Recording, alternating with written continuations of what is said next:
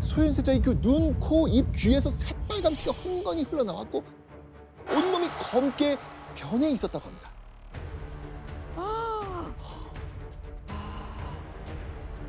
그 끔찍한 모습을 본 사람들은 이렇게 말하죠. 마치 약물에 중독되어 죽은 사람과 같았다. 소현세자의 죽음 후 허망하게 아들을 잃게 된 인조는 어찌나 슬펐던지 곡기까지 끊으며 소현세자의 죽음에 괴로워합니다.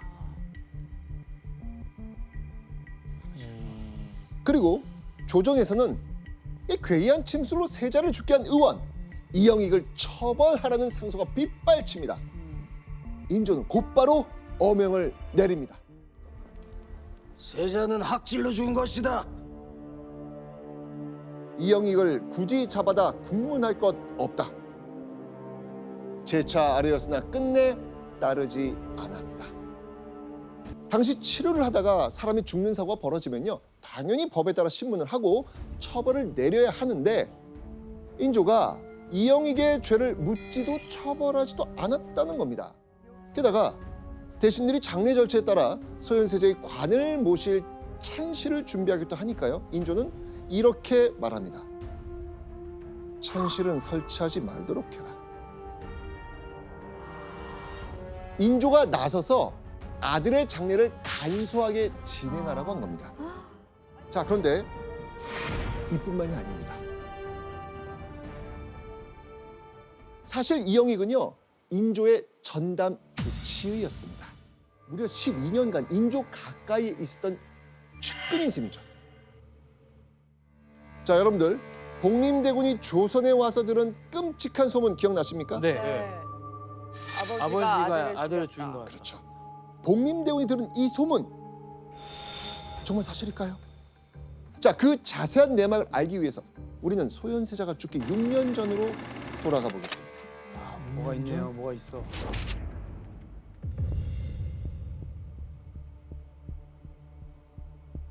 (1639년 7월 14일) 이날 인조는요, 머리털이 쭉 뼈서는 이야기를 듣게 됩니다. 뭐가 있어.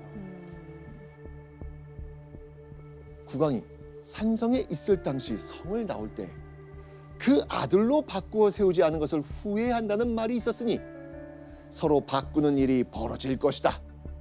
자, 이거는요, 청나라의 사신으로 다녀온 한 신하가 청나라 장군의 말을 인조에게 전한 겁니다.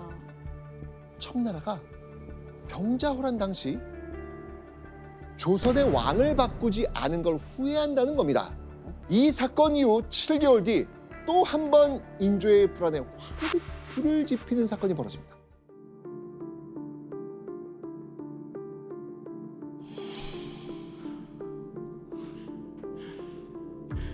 용골대가 동궁이 심양을 떠날 때 대홍망령무의를 구원했다죠. 그만. 그 옷은 임금님만 입는다는 용이 순화하는 옷 아닙니까?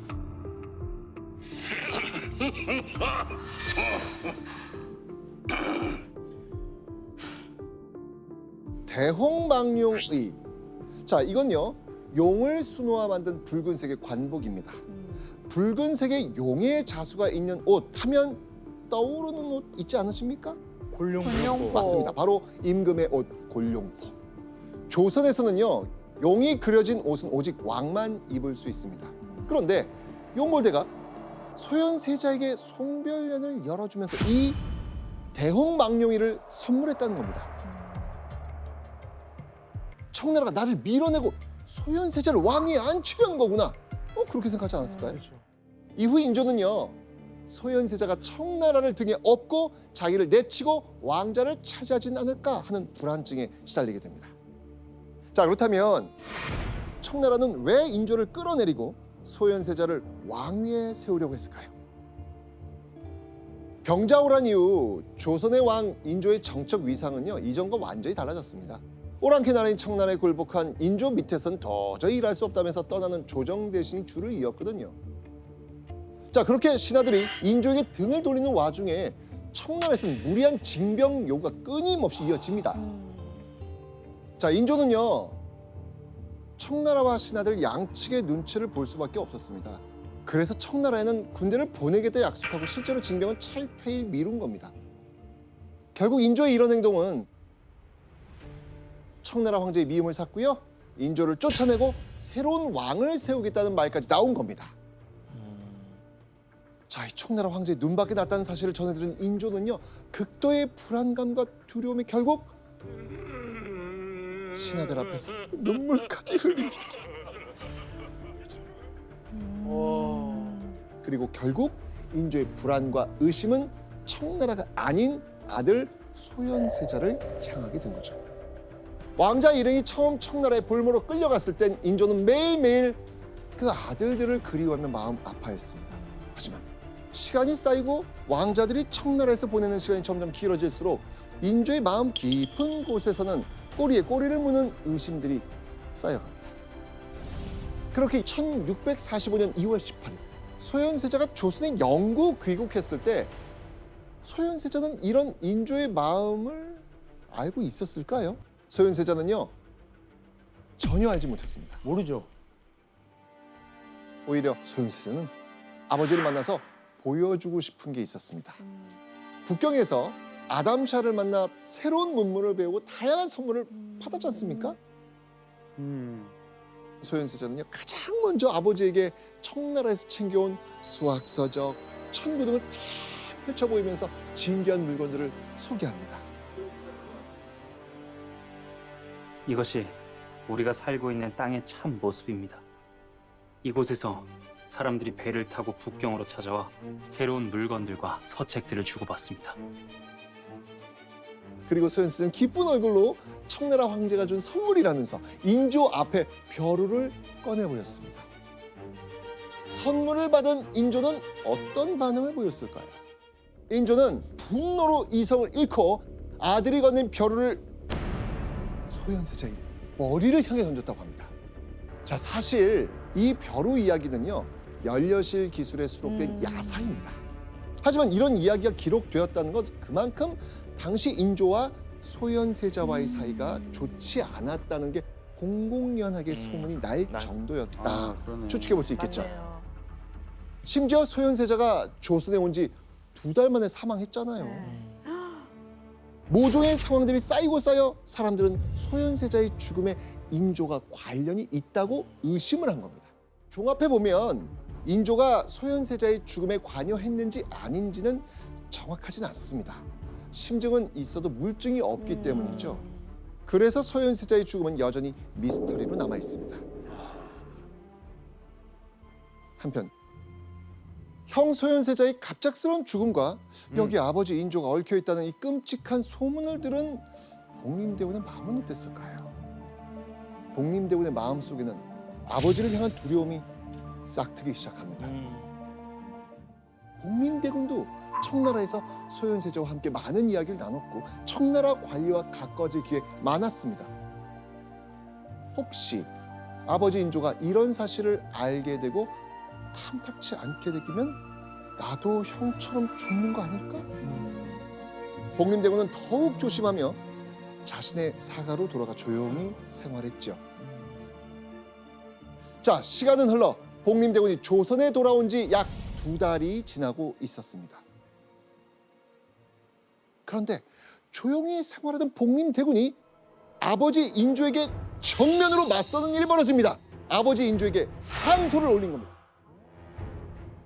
갑자기 신을 세자의 자리에 올리시는 전교를 내리시니 부득이 10,000번 죽음을 무릅쓰고 번거롭게 말씀을 드립니다. 감당치 못하겠습니다. 당시 소현세자의 첫째 아들은요, 원손으로서 후계자 수업을 9년째 받고 있었습니다. 그런데 인조가 소현세자의 첫째 아들인 원손을 제치고 복림대군을 지금 다음 후계자인 세자로 정하겠다는 겁니다. 왜요? 왜냐하면 당시 인조의 나이가 50세였거든요. 자신의 건강이 좋지 않은데 뒤를 이을 소현세자의 아들은 너무 어리다는 거예요.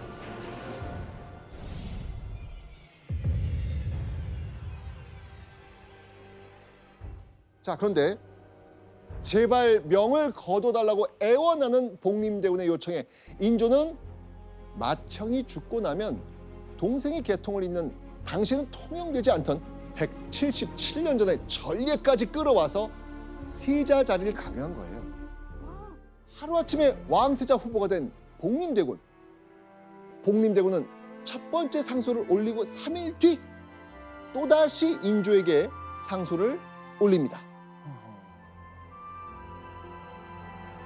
막중한 후사의 자리를 일개불초한 신에게 부탁하시니 이것이 어찌 모기가 산을 짊어지는 만큼만 어려울 뿐이겠습니까? 복림대군은 자신이 다음 왕위 후계자인 세자 자리에 앉는다는 건 도저히 감당할 수 없는 큰 일이라고 말한 겁니다. 복림대군은 제발 명을 거둬달라고 인조에게 눈물로 애원합니다. 하지만 복림대군을 세자로 삼겠다는 인조의 뜻 확고합니다. 결국 복림대군은 인조의 뜻대로 9월 27일 왕세자로 책봉됩니다. 자, 그렇게 아버지 선택으로 다음 왕위 후계자에 올랐지만 복림대군 불안할 수밖에 없었을 겁니다. 당시 인조에게는요, 언제든 복림대군을 대체할 수 있는 존재가 있었습니다. 바로 복림대군의 동생 인평대군이 있었습니다. 만약 복림대군이 아버지의 미움을 사게 되거나 왕세자감이 아니라고 낙인 찍히면 왕세자 자리에서 쫓겨날 수 있다는 겁니다. 와, 무섭네. 아버지에게 미움받지 않기 위해 혹시나 말실수라도 할까봐 술까지 완벽하게 끊습니다. 답답하죠. 복림대군은 살얼음판 같은 긴장감 속에서 늘 조심하고 주변을 경계했던 겁니다. 그런데 복림대군이 왕세자가 된 지 2개월이 막 지났을 무렵 복림대군의 등골을 오싹하게 만든 일이 벌어집니다. 당시 복림대군은 며칠째 감기로 고생 중이었거든요. 네. 이 소식을 들은 인조는 곧장 복림대군에게 의원을 보냅니다. 바로 소현세자에게 침을 놨던 의원 이영익이었습니다. 복림대군의 맥을 짚은 이영익은 심각한 표정으로 말합니다. 복림대군의 병이 사질이라는 겁니다. 사질은 저주 때문에 생긴 병을 사질이라고 합니다. 아, 저주 절대 그걸 안 걸릴 성격인데. 그런데 아까 이영익의 그 침 어떨 때 놓을 때 최고라 그랬죠? 아, 저주 걸렸을 때. 그렇죠. 깜짝 놀란 인조는 복림대군에게 이영익의 침을 맞으라고 합니다.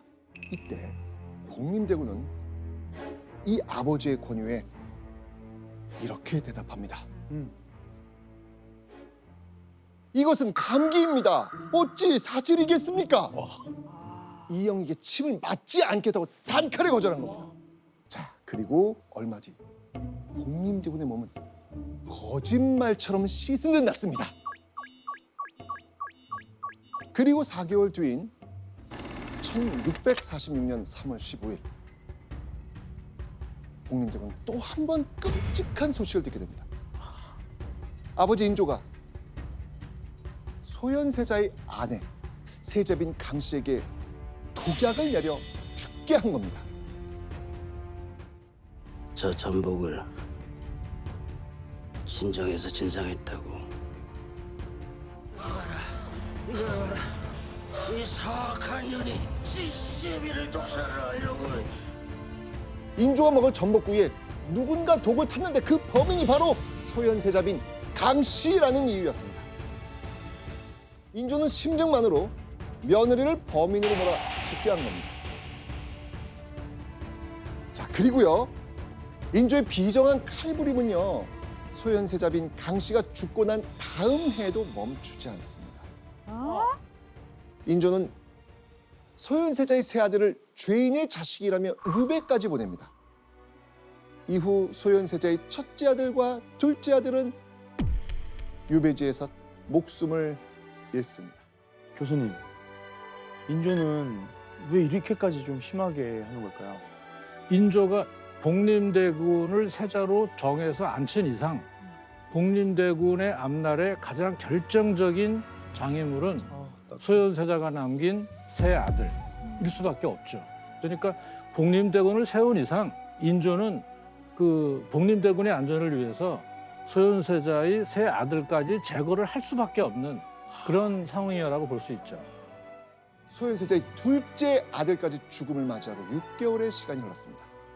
1649년 5월 8일 복림대군은 살얼음판을 건넌 듯했던 왕세자 자리에서 벗어나게 됩니다.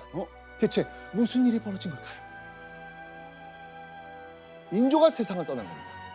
이후 복림대군은 왕세자에서 조선 제17대 왕 효종이 된 겁니다. 자, 그렇다면 효종의 가장 큰 목표는 뭐였을까요? 바로 조선의 왕으로서 인정받는 것, 그리고 전란으로 황폐화된 민심을 수습하는 것이었죠. 그런데 즉위하고 약 1개월 뒤 효종은 머리가 지끈지끈할 정도로 깊은 고민에 빠지게 됩니다. 김자점의 죄는 온 나라 사람이 다 알고 있는데 어찌 신이 홀로 모르겠습니까? 그대로 관직에 있을 수가 없습니다. 신을 채직하소서. 자, 이게 무슨 말이냐면요.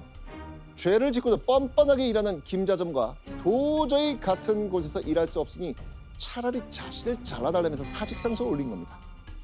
김자점? 대체 김자점이 누구길래 이런 상소가 올라왔을까요? 김자점은요, 영의정으로 선왕 인조의 최측근이자 인조가 복림대군을 왕세자로 임명할 때 적극 찬성했던 인물입니다. 한마디로 복림대군이 효종에 오르는데 큰 역할을 했던 인물이죠. 그런데 신하들이 영의정 김자점은 선왕 인조의 공신이 아니라 뇌물을 받고 관원들을 노예처럼 대하며 조정의 물을 흐린 사람이라는 겁니다. 자, 이거는요, 김자점의 죄를 물으며 애둘러 인조의 실정을 비난한 거예요. 신하들의 이런 빗발치는 상소에 효종은 어찌할 바를 모릅니다. 김자점의 죄를 묻게 되면 강빈 옥사 사건, 복림대군의 세자 책봉 문제까지 호박 넝쿨처럼 줄줄이 엮여 문제 삼을 수 있는 겁니다. 맞아요. 자, 그렇다면 효종이 신하들의 사직상소를 반려하거나 무시할 수는 없을까요? 효종은 그럴 수 없었습니다. 사직상소를 연달아내는 관리들은 효종에게 꼭 필요한 귀한 인재들이었거든요. 자, 당시 이들을 이렇게 불렀습니다. 살림, 외산자 수풀림.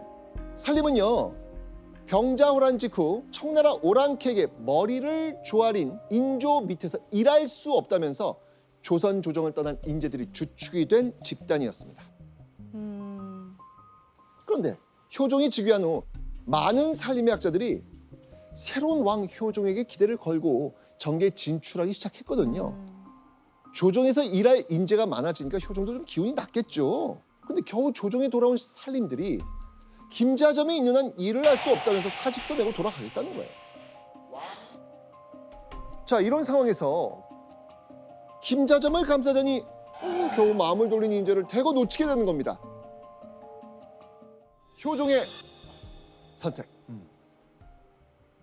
영의정 김자점을 파직하라. 효종이 김자점을 버리고 조정에 필요한 인재인 살림학자들을 택한 겁니다. 그만큼 지금 효종에겐 자신에게 힘이 되어줄 신하가 꼭 필요했던 것이죠. 그런데 이 살림들의 요구대로 김자점을 파직시켰음에도 불구하고 효종을 괴롭게 하는 문제가 수면 위로 올라옵니다. 강빈의 옥사를 다시 조사하셔야 됩니다. 자, 김자점이 소현세자빈에게 누명 씌운 것 같다면서 재조사를 요구한 겁니다. 결국 효종이 걱정하던 일이 벌어지고 만 거예요. 만약 소현세자의 아들들이 누명 때문에 죽은 거라면 효종의 정통성이 흔들리는 상황인 겁니다.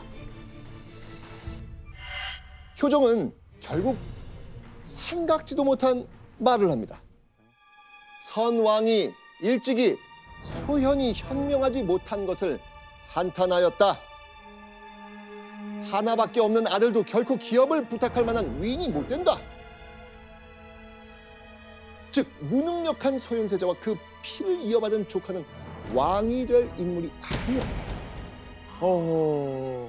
효종은 형 소현세자의 아들이 올라야 할 세자 자리를 차지하고 왕이 됐잖아요. 네.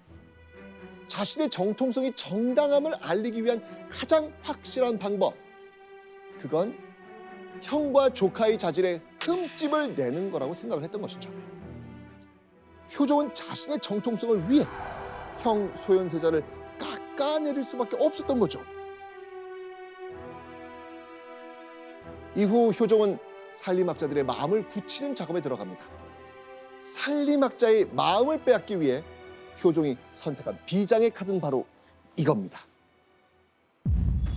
북벌론, 북녘북, 7벌, 북쪽에 있는 청나라를 정벌해 병자호란의 치욕을 갚겠다는 겁니다.